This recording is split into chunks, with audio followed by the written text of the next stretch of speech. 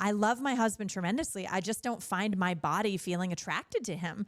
And It's true. it was true, and it was heartbreaking. Everything I was doing to create stability in our relationship was killing the component of our relationship that I craved the most. That eroticism dies when there's too much safety. So remember when we opened that audiobook of Esther Perel on the airplane? Mating in Captivity. That Yeah. one. Do you remember how much yeah. it kicked your ass? I remember sitting in the Delta lounge for our flight. That's very specific. Oh yeah, because it was that impactful. Because I remember where I was and how irritated I was. I was like genuinely pissed off. Okay, tell our friends, what was it about Mating in Captivity that got you all fired? Yeah. And not in a good way. Yeah, no, yeah, not fired up in a good way. So for those of you who haven't read this book, when we were going through our challenges, we were doing pretty much everything we could to try to reignite the spark, so to speak. And in that process, this book was recommended to us, Mating in Captivity. And I remember being really excited reading it because it started off really awesome. And I was like, okay, this is really connecting with me. Yeah, and we then, listened to it. Yeah, we listened together on an airplane. We each had like We one each had earbud in, earbud, and we were going from there. And Yeah. and then we're in this lounge as we were traveling, and I remember like literally, I remember viscerally as we were sitting next to each other, and it basically talking about the fact that eroticism dies when there's too much safety. And that's a real high level statement, but it goes on and it goes deeper. And it basically says that it basically told me that everything I was doing in this relationship was wrong. If like our erotic life was important to me, which obviously it is. And so I'm laughing with you, not at you. Yeah, at this point.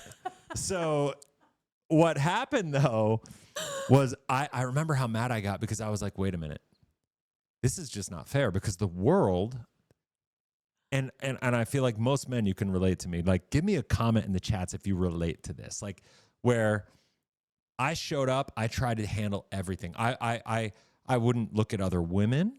I would just be like, you're the only one for me. I would try to create safety at home. I would bring her breakfast in bed. I would make her coffee. I would do all these things to try to be the best husband, to let her know that she was the only one for me, and to create so much safety that she would know how loved she was, that she would know that she is like, yes, the light of my life. And I do, and I feel, and I receive, Right? And I love all of that worship. And it wasn't a problem for me.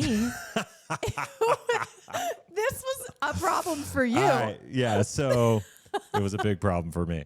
So at the end of the day, what the book says and what Esther talked about was the fact that this is one of the biggest mistakes that men make. And I was just like, man, I was so pissed off because I thought I was doing everything right. And I felt if there was an area in my life that I've ever felt victim-y, because I hate it when like people play victim.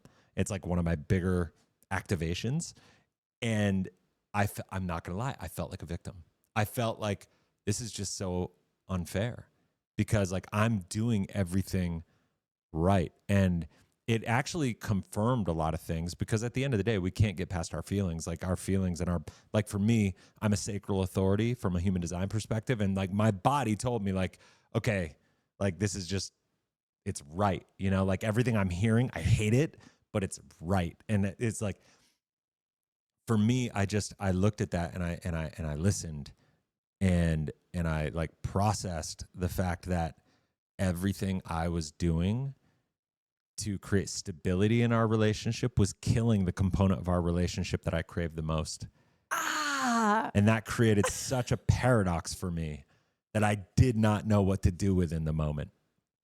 So, you remember that time? Oh, you were so mad. You were like pacing around. Next flight. Yeah, the next, like it was days until how did we begin to process through that? Because your last sentence was exactly the synopsis, is that all of the ways that you had been a beautiful husband, you had been a beautiful partner, you've been nurturing and supportive and made me feel so safe in our relationship and in my life and in who I am. And you like lift me up and you build me up and like all of these things. And you literally like worship me. Yeah.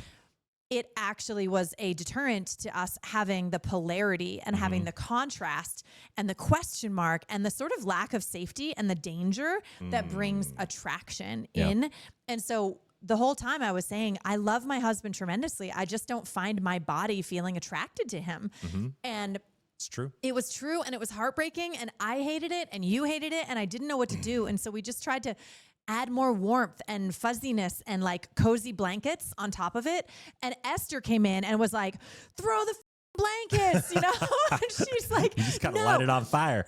right? Yeah. She was like, you got to throw some danger up into this relationship. And by danger, it doesn't mean like physically kicking my ass, just, you know, to be clear. The danger wasn't physical danger for me. It was like the idea that you could potentially be attracted to another human. Yeah. And not to the point where you would weaponize it or like, act out on it. Or act out on it for sure. You wouldn't jump on sites on dating apps or porn sites. You wouldn't be like being the creepy oogly dude who up and downs the women as they walk by. But for you to learn your own attractiveness and that if, let's say I were to die tomorrow, you actually would be a catch in the marketplace. Yes, I would. Right? Damn right. That was the work that you started to do.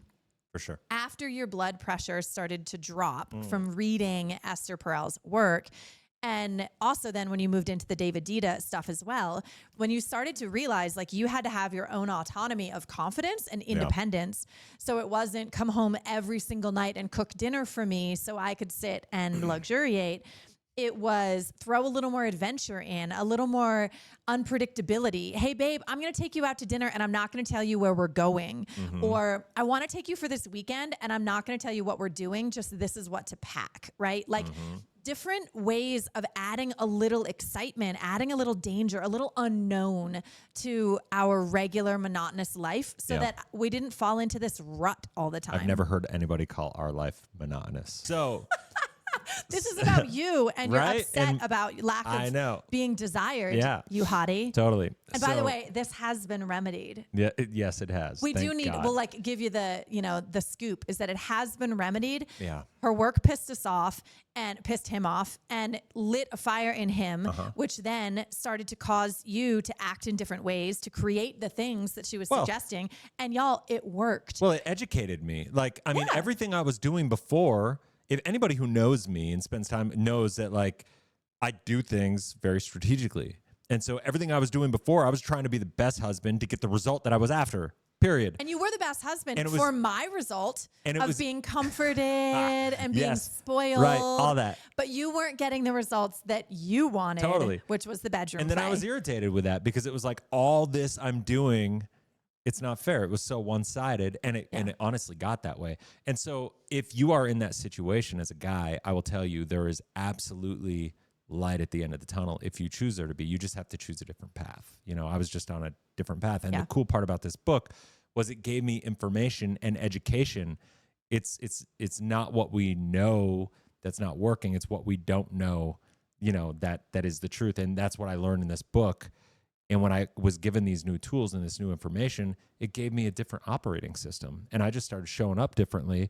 And of course, then it's hard because you got all these other older ingrained habits built in over decades, right? And so there's a period of like reprogramming and building in these new habits. And you just got to be patient with yourself to do it. And have a high tolerance for discomfort. Yeah, for sure. It wasn't comfortable for you. And it sure as hell wasn't comfortable for me you started to be a little more mysterious. Oh, talk about that for a second. Like how did you feel? Like when I started like... That's what I was just saying. Okay, all right. I mean, you can interrupt me to ask a question if you want to, but it's totally... It's totally good. Continue. It's totally good. It's all you. Go. I love you so much.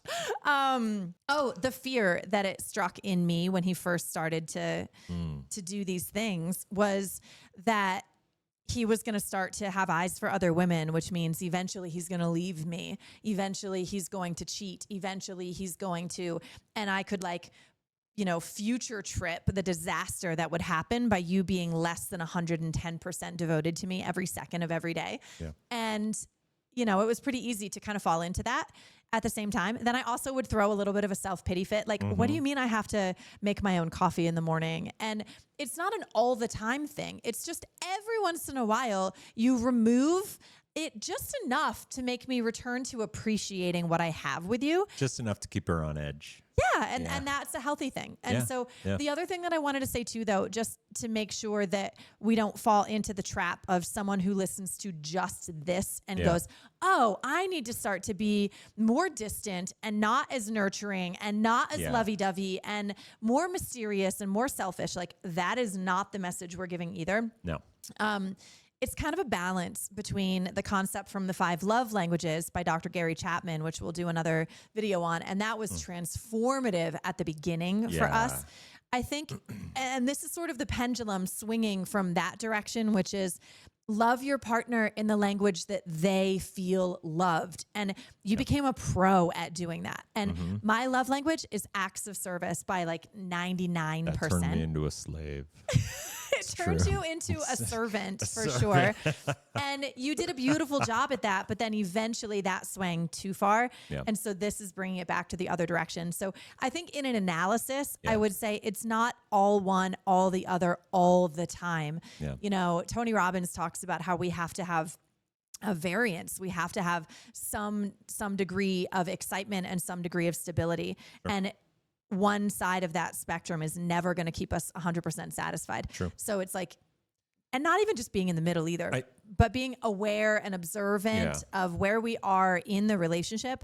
And, just knowing that we have more tools in the tool belt to work with. Yeah, I think ultimately what happened when it was too far on that side where I was just showing up and serving and trying to be that like prototypical good husband and creating all the safety, it's human nature. And it's not your fault. Like, you just start taking it for granted because that's all you know. And so I loved it. You loved it and you still love it. So don't take it away. And so everything she's just saying, I'm going to say a little differently from like the man's point of view. And you can confirm or like deny this stuff I will. Whatever level.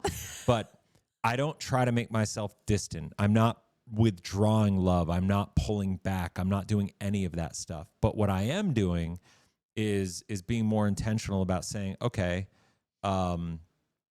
it's not all about you, right? Like, I serve you because I love you and I'll give you your things. I'll bring you your coffee in bed. I want to do all this cool stuff and create experiences. But I also, there needs to be that little edge. I had gone too far in being like, I don't even look at other women. And genuinely, I had turned that part of my brain off, not because I don't find other women attractive, but because of the fact that it was just the good guy thing to do in my mind. So I thought I was doing everything right. And so what happens is, this is just human nature.